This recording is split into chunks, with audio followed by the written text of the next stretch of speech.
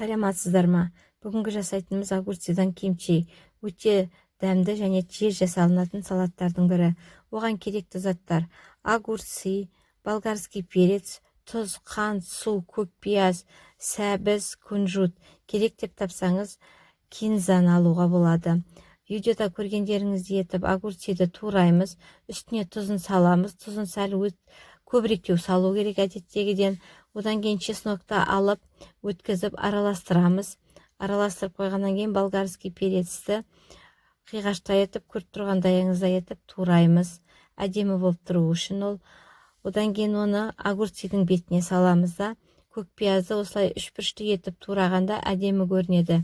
Дунганский перецті егерде ашына қаламасаңыз, салмасаңыз да болады.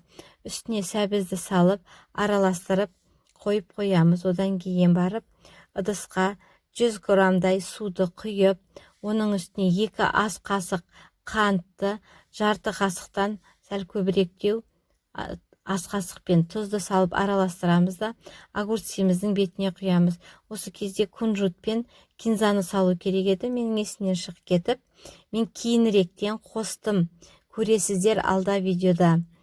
Дәмін көреміз. Дәмі әдемі чеснокпен, кислый болып дәмі білінеді. Одан кейін бұл салатымызды алып банкаға саламыз да, бәрі суын бәрін құйып, қақпағын жауып, 2-3 сағатқа қойып қоямыз. Одан кейін суын төгіп тастап, алып жеу берулеріңізге болады. Өте дәмді салат. Холодильникте 2 күнге шейін сақтауға болады. Жасаңыздар, өкінбейсіздер. Видеоны соңына шейін қарағандарыңызға рахмет.